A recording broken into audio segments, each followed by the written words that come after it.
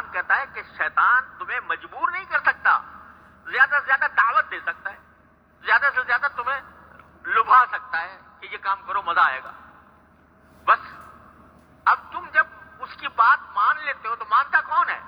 تو تمہارا نفس امارہ، یہ نفس جو گناہوں کا حکم دینے والا ہے وہ مانتا ہے بات شیطان کی، اور جو آگے ڈٹ جائے کہ نہیں ہزار کا ہے شیطان لیکن میں نہیں مانتا اس کی بات، تو وہ شیطان اس کے آگے بالکل ڈھیر ہو جاتا ہے۔ تو ان النفس لامارۃ بالسوء، یہ نفس ہے جو انسان کو برائیوں کا حکم دیتا ہے۔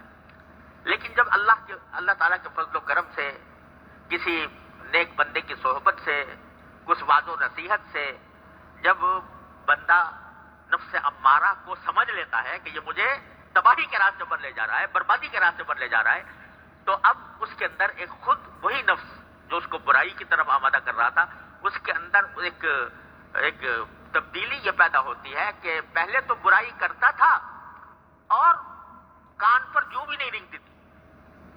حدیث میں آتا ہے کہ جب اللہ بچائے انسان نفس امارہ کا غلام بن جاتا ہے تو اگر اس کو کبھی خیال آئے بھی کہ یہ گناہ کا کام ہے، اول تو خیال آتا نہیں، اگر آئے بھی تو اس طرح اڑا دیتا ہے اس کو جیسے ناک پر سے مکھی اڑاتی، اس کا دل میں اس کی کوئی وقت ہی نہیں رکھتا اگر گناہ کا خیال آئے بھی کہ یہ کام گناہ ہے جو میں کر رہا ہوں۔ لیکن جب اللہ والوں کی صحبت سے، جب واعظ و نصیحت سے، قرآن و سنت کی تعلیمات سے قریب ہو کر جب بندہ آگے بڑھتا ہے تو اس وقت پہلی تبدیلی تو یہ پیدا ہوتی ہے کہ گناہ کو گناہ سمجھتا ہے اور اس کی وجہ سے شرمندہ بھی ہوتا ہے اور اپنے آپ کو ملامت بھی کرتا ہے کہ ہائے مجھ سے یہ غلطی ہو گئی، ہائے مجھ سے یہ گناہ ہو گیا، کاش کہ میں یہ نہ کرتا۔ تو یہ مرحلہ ہے کہ جس کو قرآن کریم نے تعبیر کیا ہے نفس لوامہ، لا اقسم بیوم القیامت ولا اقسم بالنفس اللوامہ، یہ نفس لوامہ ہو جاتا ہے۔ لوامہ کے معنی کیا ہے؟ ملامت کرنے والا، وہی نفس جو پہلے کہہ رہا تھا گناہ کرو، وہ گناہ کرنے کے باوجود دل میں ملامت پیدا کرتا ہے کہ ہائے مجھ سے یہ ہو گیا، ندامت پیدا ہوتی ہے۔ تو اس کا نتیجہ کیا ہوتا ہے کہ آدمی پھر استغفار کی طرف مائل ہوتا ہے کہ ہائے مجھ سے ہو تو گیا لیکن اے اللہ مجھ سے غلطی ہو گئی، میں گنہگار ہوں، میں اقراری مجرم بن کر آپ کے سامنے حاضر ہوں، اے اللہ اپنے رحمت سے مجھے معاف کر دے کہ مجھ سے یہ گناہ ہو گیا، آئندہ کے لیے توبہ کرتا ہوں، آئندہ نہیں کروں گا۔ تو نفس لوامہ جو ہے وہ انسان کو نفس امارہ کی گرفت سے رفتہ رفتہ چھڑاتا ہے، رفتہ رفتہ چھڑاتا ہے۔ کس طرح چھڑاتا ہے کہ وہ آدمی جو ہے اس کے دل میں اب ندامتیں پیدا ہو رہی ہیں، پشیمان ہو رہا ہے اور آہیں بھر رہا ہے، اللہ کے سامنے بیٹھتا ہے تو رو رو کر اس سے مانگتا ہے کہ اللہ مجھ سے غلطی ہو گئی مجھے معاف کر دے، یا اللہ مجھ سے غلطی ہو گئی مجھ سے معاف کرے، استغفار کرتا ہے۔ استغفار کرنے والا سمجھ لو کہ الحمدللہ نفس امارہ کی سلطنت سے نکل آیا، اب وہ اس کے دل میں ملامتیں پیدا ہونی شروع ہو گئی ہیں، اب اس کے دل میں ندامتیں پیدا ہونی شروع ہو گئی ہیں، اور جتنا ندامت کرتا جائے گا اتنا ہی اللہ تبارک و تعالیٰ کے قریب ہوتا جائے گا، جتنا استغفار کرتا جائے گا اتنا ہی اللہ تعالیٰ کے قریب ہوتا جائے گا۔ استغفار اور توبہ ایسی چیز ہے جو بڑے سے بڑے گناہ کو پانی سے دھو دیتی ہے، اس واسطے نفس لوامہ ہے تو یہ بہت غنیمت بات ہے۔ اگر گناہ کو گناہ سمجھ رہا ہے، اس پر نادم ہے، شرمسار ہے، اللہ کے سامنے استغفار کرتا ہے تو الحمدللہ سمجھو انشاءاللہ قدم بڑھ رہے ہیں، آگے کی طرف بڑھ رہے ہیں۔ یہ نفس اب لوامہ ہو چکا ہے۔ اللہ بچائے، وہ بری بلا یہ ہے کہ چوری اور سینہ زوری، کہ آدمی گناہ کرے اور اس گناہ کو صحیح سمجھے، کوئی دوسرا اگر ٹوکے بھی تو کہے گی تم دقیانوسی باتیں کر رہے ہو، تم پرانی باتیں کر رہے ہو، اب تو زمانہ بدل گیا، اب کے حالات بدل گئے، اب وہ تم ہمیں 1400 سال پہلے کے زمانے کی طرف لے جانا چاہتے ہو، بحثیں کرتا ہے۔ یہ ہے نفس امارہ۔ لیکن کوئی کہتا ہے بھئی ہاں واقعتاً کوئی کسی نے گناہ کی طرف توجہ دلائی، بھئی واقعتاً ہے تو وہی میں مبتلا ہو گیا اس گناہ کے اندر، لیکن اقرار کرتا ہوں کہ یہ گناہ ہے، ندامت کا اظہار کرتا ہوں کہ یہ گناہ ہے، اللہ سے مانگتا ہوں کہ اللہ مجھے میری مغفرت فرما دے۔ تو اب یہ نفس لوامہ بن گیا. نفس لوامہ جو ہے پہلے تو ملامت پیدا کرتا ہے، گناہ تو ہوا مگر ساتھ ہی دل میں ملامت بھی ہوئی. پہلے تو ملامت پیدا کرتا ہے. یہ ملامت انسان کو مجاہدے پر آمادہ کرتی ہے بعد میں. نفس لوامہ صحیح معنی میں وہ ہے کہ جو انسان کو پھر آمادہ کرتی ہے اس بات پر کہ آئندہ نہ کروں، اور وہ اس کے لیے مشقت مجاہدہ کرتا ہے. مشقت دل تو چاہ رہا ہے لیکن آدمی اپنے آپ سے کہتا ہے کہ دیکھو کتنی مرتبہ مجھ سے یہ غلطی ہوئی ہے اور میرے دل نے مجھے ملامت بھی کی ہے، میں نادم بھی ہوا ہوں، میں نے استغفار بھی کیا ہے، لیکن پھر بھی میں جا رہا ہوں. آخر کوئی حد تو ہوگی اس کی، آخر کوئی انتہا تو ہوگی.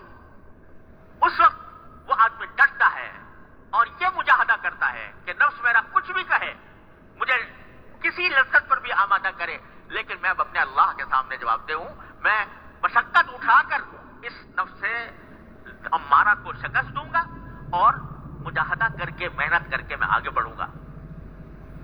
تو جب یہ مرحلہ آ جاتا ہے تو جاہدوا فی سبیلہ، اللہ کے راستے میں جہاد شروع ہو گیا، اللہ کے راستے میں مجاہدہ شروع ہو گیا، اور انسان جو ہے وہ اس پر ڈٹ گیا، کچھ ہو جائے مگر اللہ کے ساتھ اللہ کی نافرمانی نہیں کروں گا. یہ دل میں اس کے داعیہ پیدا ہوتا ہے. تو نفس لوامہ اس کو لے جاتا ہے گناہوں سے بچنے کی طرف، مجاہدے کی طرف، کہ مجاہدہ کروں گا.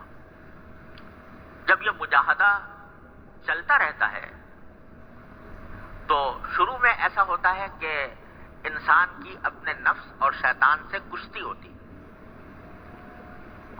ہے، مقابلہ ہوتا ہے، اور مقابلے اور کشتی میں کبھی اس نے ڈھا دیا کبھی اس نے ڈھا دیا، کبھی یہ غالب آ گیا اور نفس امارہ کو شکست دے دی. نفس لوامہ بن گیا نا، تو اب کبھی نفس امارہ کو شکست دے دی، الحمدللہ اس پر اللہ کا شکر ادا کرتا ہے. کبھی کسی وقت موقع پاتا ہے تو وہ پھر دوبارہ ڈس جاتا ہے، دوبارہ آ کر نفس امارہ حملہ کر دیتا ہے اور یہ چت ہو جاتا ہے. لیکن چت ہونے کے باوجود اس پر سینہ زوری نہیں کرتا، دوبارہ اللہ تبارک و تعالیٰ کی بارگاہ میں حاضر ہوتا ہے. یا اللہ، میں نے ارادہ تو کیا تھا، میں نے ایک مرتبہ اس کو شکست بھی دی تھی، میں نے اپنے آپ کو مجاہدہ کرنے پر آمادہ بھی کیا تھا، لیکن پھر میں مبتلا ہو گیا اپنے نفس کے. یا اللہ مجھے معاف کر دے، یا اللہ مجھے معاف کر دے. تو کیا ہوتا ہے کہ جب استغفار کثرت سے کرتا رہتا ہے بندہ، استغفار کثرت سے کرتا رہتا ہے اور مجاہدہ کرتا رہتا ہے اور کوشش کرتا رہتا ہے، تو ایک وقت ایسا آ جاتا ہے، اور ضرور آ جاتا ہے کہ اب یہ نفس مطمئنہ بن جاتا ہے. نفس مطمئنہ، یا ایتھا النفس المطمئنہ ارجعی الی ربک راضیۃ مرضیہ. نفس مطمئنہ بننے کے کیا معنی؟ کہ اب اس میں خواہشیں ہی اچھی پیدا ہوتی ہیں. اب اس میں وہ خواہشیں جو پرانی ہوا کرتی تھیں، گناہوں کی خواہش اور معصیتوں کی خواہش، وہ خواہشیں دب جاتی ہیں. یہ سمجھ لو فنا نہیں ہوتی، لیکن دھیمی پڑ جاتی ہیں، ہلکی پڑ جاتی ہیں، اور دھیمی ہلکی پڑ جانے کے نتیجے میں جو اچھی خواہشات ہیں وہ ابھر کر آتی ہیں، اور اس کا نتیجہ یہ ہوتا ہے کہ آدمی بڑا اطمینان کی زندگی گزارتا ہے. الحمدللہ میں اپنے رب کے آگے سرخرو ہوں گا انشاءاللہ. یہ نفس مطمئنہ ہے. آخر میں جا کر نتیجہ یہ نکلتا ہے، شروع ہوا تھا نفس امارہ سے اور انتہا ہوئی آ کر نفس مطمئنہ پر. لیکن کس طرح ہوئی؟ مجاہدے سے ہوئی، کوشش کر کے ہوئی. ہاتھ پہ ہاتھ دھر کے بیٹھ جائے آدمی اور یہ چاہے کہ میں چھلانگ لگا کر نفس مطمئنہ پیدا کر لوں، یہ نہیں ہو سکتا. ان مدارج سے گزرنا پڑے گا. ان مدارج سے گزرنے کے لیے مجاہدہ کرنا پڑے گا، اپنے آپ کو تیار کرنا پڑے گا، مشقتیں اٹھانی پڑیں گی. اور اس میں اگر دل ٹوٹتا ہے تو ٹوٹے، آرزویں برباد ہوتی ہیں تو ہوں، تمنائیں پامال ہوتی ہیں تو ہوا کریں، لیکن میں اپنے اللہ کو راضی کرنے کے لیے تیار ہوں. تو یہ سارے مدارج ہیں جن سے انسان گزرتا ہے تو اس کو نفس مطمئنہ حاصل ہو جاتا ہے. اور قرآن کریم کہتا ہے کہ جب نفس مطمئنہ حاصل ہو جاتا ہے اور اس انسان کا انتقال ہوتا ہے، جب اس کو موت آتی ہے، تو یہ کہا جاتا ہے کہ یا ایتھا النفس المطمئنہ ارجعی الی ربک راضیۃ مرضیہ. باقاعدہ یہ اعلان ہوتا ہے کہ اے نفس مطمئنہ اب اپنے پروردگار کی طرف لوٹ جا، ایسی طرح لوٹ جا کہ راضیتاً مرضیہ، تو اللہ سے راضی اور اللہ تجھ سے راضی۔ فادخلی فی عبادی وادخلی جنتی، اب میرے بندوں میں داخل ہو جا، اب میری جنت میں داخل ہو جا۔ تو یہ سارا کچھ جو ہوتا ہے نا بھائی، یہ مجاہدے سے ہوتا ہے۔ مجاہدہ کیا ہے؟ کہ نفس کی خواہشات کی خلاف ورزی کرے انسان اور اپنے آپ کو روکے، گناہ سے روکے۔ جب گناہ کا تقاضا پیدا ہو تو اس سے چاہے کتنا ہی دل مچل رہا ہو، لیکن آدمی زبردستی کر کے اس سے اپنے آپ کو روکے، اور اگر کبھی پھسل جائے تو فوراً اللہ تبارک و تعالیٰ کی بارگاہ میں حاضر ہو کر استغفار کرے، توبہ کرے، غلطی پر اصرار نہ کرے۔ کتنا پیار سے اللہ تعالیٰ فرماتے ہیں والذین اذا فعلوا فاحشۃ او ظلموا انفسهم ذکروا اللہ فاستغفروا لذنوبهم ومن یغفر الذنوب الا اللہ ولم یصروا علی ما فعلوا وهم یعلمون۔ کیا پیار سے فرما رہے اللہ تعالیٰ کہ جن سے کوئی بے حیائی کا کام ہو گیا یا انہوں نے اپنی جانوں پر ظلم کر لیا، جانوں پر ظلم کرنے کے معنی کوئی گناہ کا ارتکاب کر لیا، تو کیا ہوگا؟ فاحشۃ او ظلموا انفسهم ذکروا اللہ، اس وقت بھی وہ اللہ کا ذکر کرتے، اللہ کو یاد کرتے ہیں، فاستغفروا لذنوبهم، اپنے گناہوں کی معافی مانگتے ہیں۔ ومن یغفر الذنوب الا اللہ، اور اللہ کے سوا کون ہے جو ان کے گناہوں کو معاف کرے؟ ولم یصروا علی ما فعلوا، اور جو کچھ گناہ کر بیٹھے تھے اس کے اوپر اصرار نہیں کرتے جان بوجھ کر، تو ان کو اللہ تعالیٰ نے تعریف کے پیرائے میں بیان فرمایا ایسے لوگوں کو کہ جن سے گناہ سرزد ہو اور وہ استغفار کی طرف متوجہ ہوں، توبہ کی طرف متوجہ ہوں، اور پھر اللہ تبارک و تعالیٰ کی بارگاہ میں حاضر ہو کر اپنی گناہوں کی معافی مانگے۔ جتنا جتنا اللہ کے سامنے بندہ نادم ہوگا، شرمسار ہوگا، اتنا ہی انشاءاللہ اس کو توفیق ہوگی، مجاہدے کی توفیق ہوگی، اور مجاہدے کی توفیق ہوگی تو انشاءاللہ نفس مطمئنہ کی طرف قدم بڑھتے جائیں گے۔ یہ جو ہے نا استغفار، اس کو معمولی بات نہ سمجھو، اور اپنے گناہوں پر حسرت اور ندامت اس کو معمولی بات نہ سمجھو۔ یہ جو ہے یہ انسان کو بالآخر انشاءاللہ نفس مطمئنہ تک پہنچائے گی، ضرور پہنچائے گی۔ ہمارے بزرگ تھے حضرت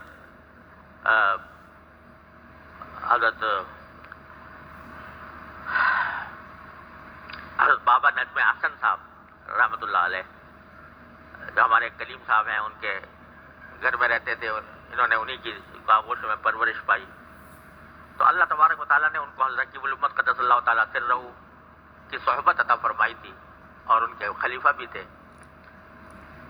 بظاہر تو جدید تعلیم یافتہ تھے، کوئی باقاعدہ درس نظامی پڑھے ہوئے نہیں تھے، لیکن اللہ تعالیٰ نے حضرت رکیب الامت کی صحبت نصیب فرمائی تو اللہ تعالیٰ نے ان کو خلافت بھی عطا فرمائی۔ شاعر بھی بہت اچھے تھے، ان کا ایک شعر مجھے بہت ہی یاد آتا ہے اور بڑا اچھا لگتا ہے۔ وہ فرماتے ہیں کہ دولتیں مل گئی ہے آہوں کی، دولتیں مل گئی ہے آہوں کی، ایسی تیسی میرے گناہوں کی۔ یعنی جب یہ آہوں کی دولت مل جائے کہ آدمی اللہ کے سامنے آہیں بھرے، یا اللہ میں مبتلا ہو گیا ہوں، آہیں بھرے، تو اس آہیں بھرنے کے نتیجے میں کیا ہوتا ہے کہ وہ گناہوں کی جو ظلمت ہے اس کو اللہ تعالیٰ رفتہ رفتہ کر کے دور کر دیں گے۔ تو دولتیں مل گئی ہے آہوں کی، ایسی تیسی میرے گناہوں کی، یعنی اب گناہ جو ہے میرا کچھ بگاڑ نہیں سکتا، کیونکہ مجھے استغفار کی دولت مل گئی، توبہ کی دولت مل گئی اللہ تبارک و تعالیٰ کے بارگاہ میں۔ تو اس کو معمولی نہ سمجھو۔ جب کبھی کوئی غلطی ہو جائے تو اس غلطی کو صحیح کرنے کے لیے کوئی تعویلیں نہ کرو۔ یہ نہ کہو کہ بھائی ہم تو ایسے ہی ماحول میں پیدا ہوئے ہیں، یہاں پر چاروں طرف گناہوں کی ظلمت پھیلی ہوئی ہے، تو کیا کریں ہم تو دنیا جس طرف جا رہی ہے، ساری دنیا اسی طرف جا رہی ہے، چلو میں بھی جا رہا ہوں تو کیا ہے، ارے بھائی ساری دنیا جہنم کی طرف جا رہی ہے تو تم بھی وہ جہنم کی طرف چل پڑو۔ یہ جو باتیں ہیں، اس کے بجائے دل میں ندامت پیدا کر کے اللہ تعالیٰ کی بارگاہ میں استغفار کرتے رہو۔ لیکن یہ سب کیسے ہوگا؟ یہ ہوگا مجاہدے سے، مشقت اٹھانے سے۔ دل نہیں چاہ رہا کسی کام کو مگر کر زبردستی کرنی ہے، دل نہیں چاہ رہا کسی گناہ سے بچنے کو، مگر دل کو آمادہ کرنا ہے کہ گناہ سے بچے، یہ زبردستی کرنی پڑتی ہے اپنے نفس کے اوپر۔ اور یہ زبردستی صرف دین کے ساتھ خاص نہیں ہے، تم دنیا کے معاملات میں بھی زبردستی کرتے۔ جب کسی جگہ کسی کی ملازمت ہو گئی، اس کو صبح اٹھ کے سویرے جانا ہے، نیند آ رہی ہے، آرام کو دل چاہ رہا ہے، لیکن کیا کرے گا؟ ملازم ہے، وقت پہ پہنچنا ہے، تو دل تو چاہ رہا ہے سو جاؤں، لیکن وہ اس دل کے چاہنے کی پرواہ کیے بغیر اٹھے گا اور محنت اٹھائے گا اور جائے گا، کیونکہ پتا ہے کہ میری روزی اس سے وابستہ ہے، اگر یہ نہیں کروں گا تو میری ملازمت جاتی رہے گی، میری روزی ختم ہو جائے گی۔ تو یہی مجاہدہ اللہ کے لیے کرو کہ دل چاہ رہا ہے، مگر میں نے اپنے آپ کو زبردستی